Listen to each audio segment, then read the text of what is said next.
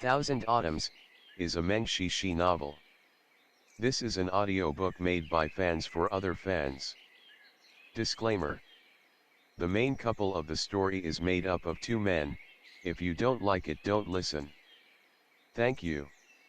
Remember, subscribe and click the bell to stay updated on all the new releases. Enjoy. Chapter 65.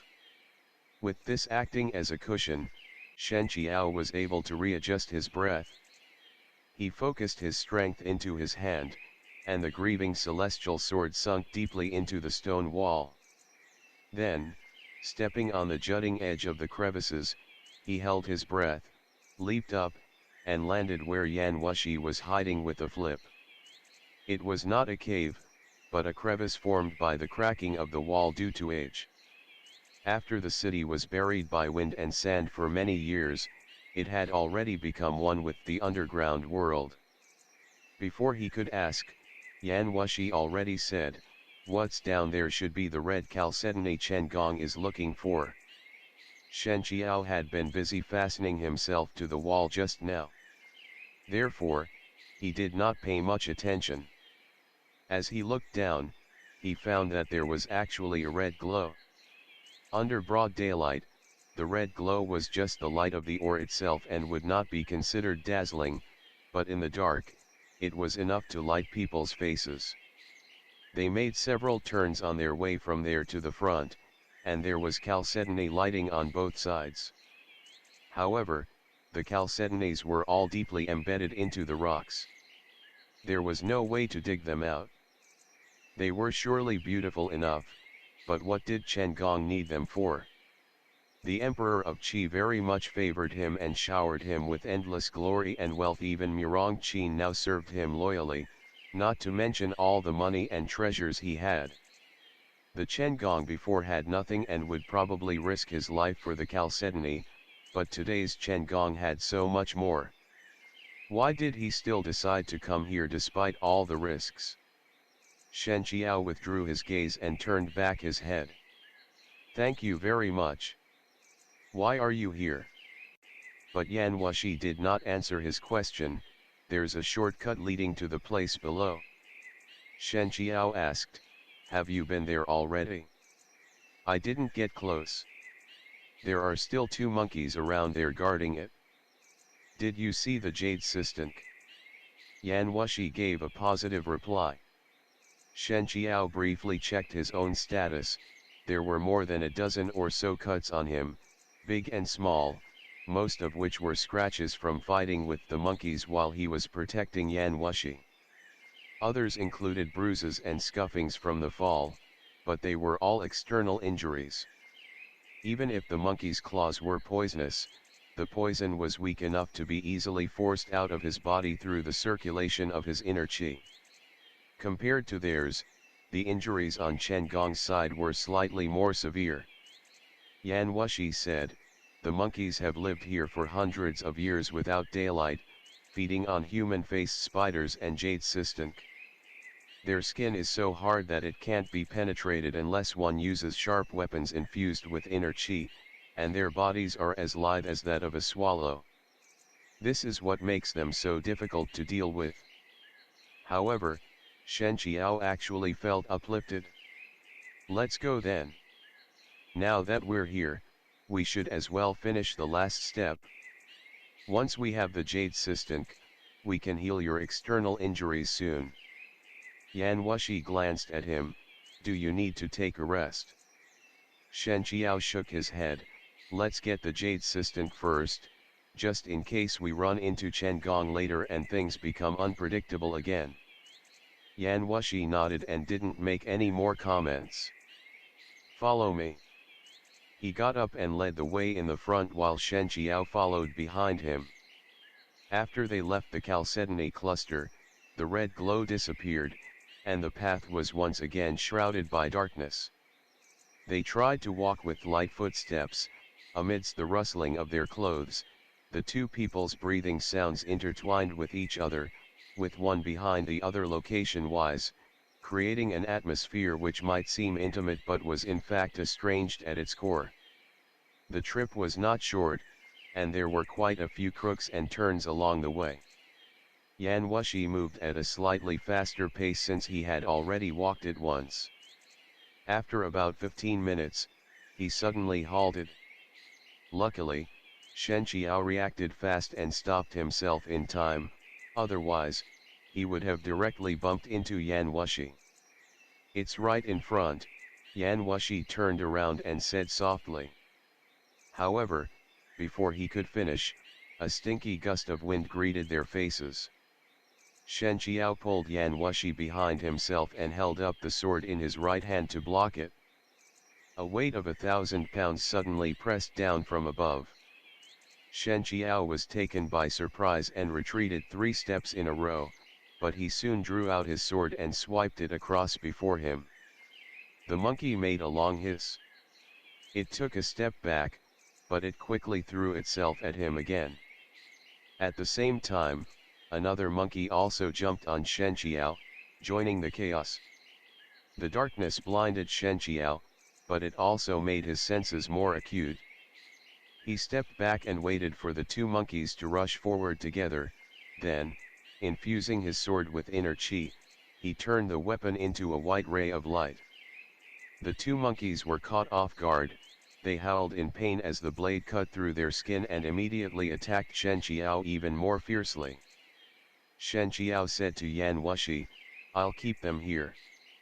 You go get the jade sistunk." He didn't need to say it. Yan Wushi was already bending over and had uprooted a few thickets of those white, hand-shaped fruit growing right above the chalcedony in the narrow crevice. These things were a bit shaped like aloe vera. They were originally ash-gray, but the glow of the chalcedony had tainted them with a tinge of pale red. Some of the broken stems flowed out a milky white liquid that had a faint fragrance. According to folklore, jade sistunk was extremely precious. They were known for their amazing curative effects in healing wounds. You might not be able to find any even in an imperial palace. However, after Yan Wushi picked a few stalks, he looked back at the chalcedony growing below the cliff without so much as a glance at the rest. Then, to everyone's surprise, he uprooted all of the jade sistunks which had already fruited, destroyed them, and threw them off the cliff. Amid the flaming glow, the sistunk fruit soon flew out of sight. After he was done with it, the sound of rapid footsteps came from the other end of the passage. Chen Gong's group was finally able to get rid of the monkey pack after quite some effort, but they soon ran into the human-faced spiders along the way. The 2 parties fought for a while. With the monkey pack eventually catching up to them, the group had no choice but to push forward as they fought and finally arrived at this place. They thought they had found the way out, but it turned out to be an unexpected reunion with some old friends. Daoist priest Shen. Chen Gong's voice sounded quite surprised and uncertain. He thought there was no way that Shen Qiao would have survived the monkey's attacks, but out of all things, the other person was not only still alive but arrived even faster than him. But there was no time for anyone to feel guilty or to interrogate, for the monkey pack in the back had already caught up to them. As for the 2 monkeys in the front, Chen Gong's appearance made them change their target. They immediately saw everyone as invaders, which actually helped take some of the burden off of Shen Qiao. Chen Gong and his men swore under their breaths for the bad luck. They thought they were finally able to obtain the chalcedony after all the trials and tribulations, but they did not expect that there would be yet another fierce battle waiting. These monkeys were ferocious and unremitting.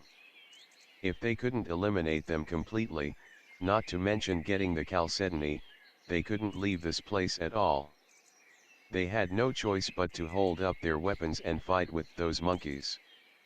Luckily, those monkeys were not unbreakable. They were also a little exhausted after fighting with Chen Gong and his subordinates for so long. Soon, 2 of the monkeys already died at the hands of Murong Qin and Shen Qiao with their necks sliced open. The monkeys had already developed human-like emotions. The death of their kind both grieved and intimidated them, except for the monkey leader, who was even more enraged and started attacking everyone more crazily. However, despite its frenzy appearance, the monkey leader had already been thrown into confusion. On the other hand, after fighting with the monkeys for such a long time, everyone gradually grasped the tricks, which was to not confront force with force. The monkey's neck was the softest and weakest place on its whole body. As long as they could find the right opportunity and stick their sword in it, they could at least kill the monkey by cutting open its throat, if not decapitate it. Thus, not a few monkeys lost their lives under their swords within half an hour. Chen Gong, seeing that victory had already been secured, slowly withdrew from the battle circle and walked over to the edge of the cliff. The chalcedony cluster was only a few meters below the cliff, a distance that was almost negligible to those who were good at lightness skills. Chen Gong had come all the way from the capital of Qi for these chalcedonies and had almost lost his life on his way here. Now, as he suddenly saw his ultimate target right before his eyes, he couldn't help but become overwhelmed by excitement. He calmed himself down, casting aside all the useless emotions. Then, he turned around and glanced at Murong Qin and the others again. Among the men he had brought with him to the strip, these were the only three left other than himself, Murong Qin and his nephew Murong Xuan, and a man named Sa Kunpeng. They were the best three martial artists in the group, but all of them were still fighting with the monkeys at the moment and were not able to spare time or energy for anything else. Chen Gong didn't have the patience to wait till they were available to search under the cliff, so he jumped down along the stone wall himself. There were no monkeys or spiders down below, only chalcedonies in crystal-like clusters. The red glow was not dazzling, nor did they remind people of fresh blood. On the contrary, it actually felt slightly peaceful and auspicious. Chen Gong couldn't hide his excitement. He couldn't help but reach out and touch one. The crystal surface was pure and smooth and even reflected the outline of his fingers. After a moment, the excitement finally quieted down. Chen Gong looked around. These naturally formed crystals were exceptionally hard and could not be obtained easily.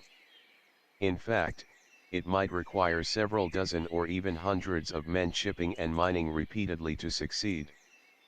But Chen Gong did not intend to take these chalcedonies with him. They were undoubtedly precious, but it was never his goal to bring them back. He untied the Tai sword which he had been carrying on his back all this time, chose a chalcedony with the sharpest edge, then placed the joint between the sword hilt and the sword body next to it. The joint immediately broke with a soft clink.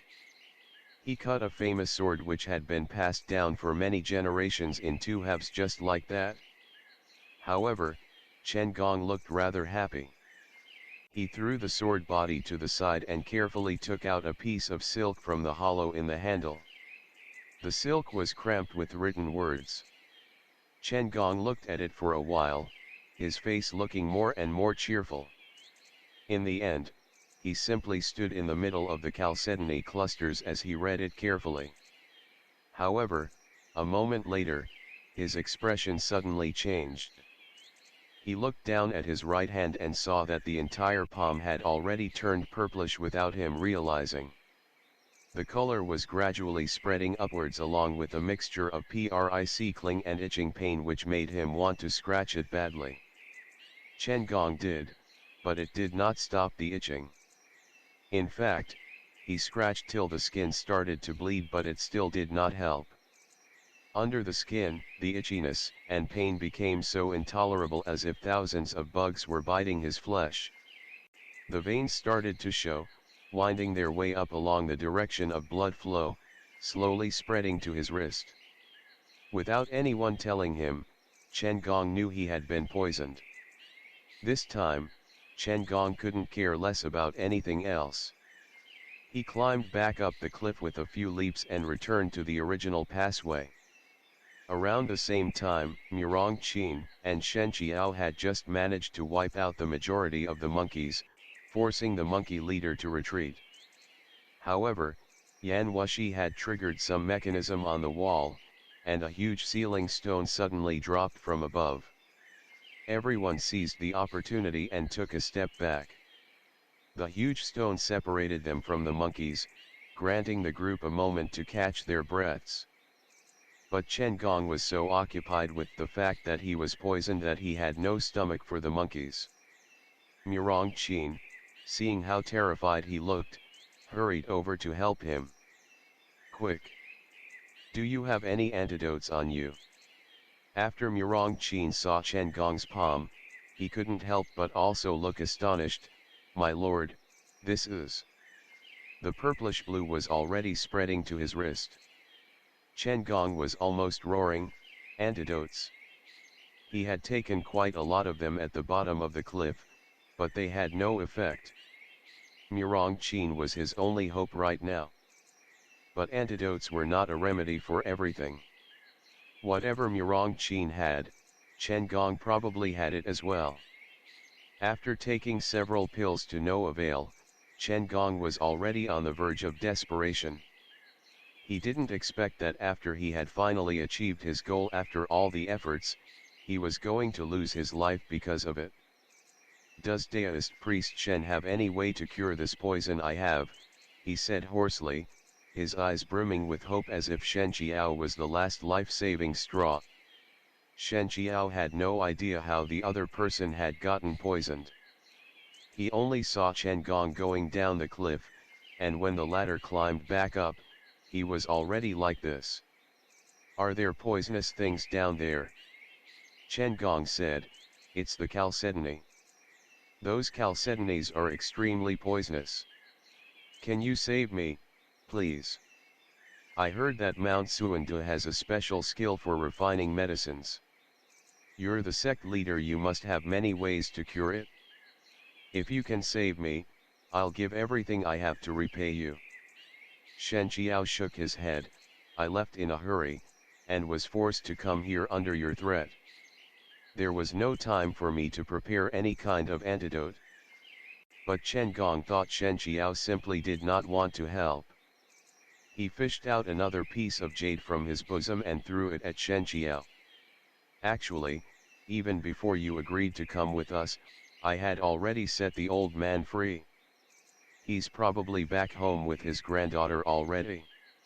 If you're still worried, feel free to take this jade and ask for him at the Yunlei Inn in the royal city. I paid the owner to keep him there temporarily.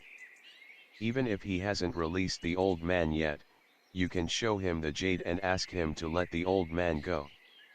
I know you are a noble man, and you have saved my life many times in the past. Making you come with me on this trip was a last resort. I had no other choice. I did not intend to hurt anyone. Please help me for the sake of our old friendship." He spoke extremely fast. One could only imagine how nervous he must be. Shen Qiao said helplessly, "I truly do not have the antidote." As soon as he said it, Chen Gong's face turned ashy. He tried to force the poison out with his inner qi, but the circulation of the qi only sped up the invasion of the poison.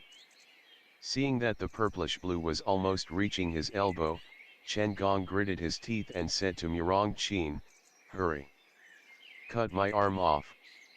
Right at this moment, Yan Wushi, who had been quietly hiding in the dark, suddenly said, "Why don't you ask me if I can help?"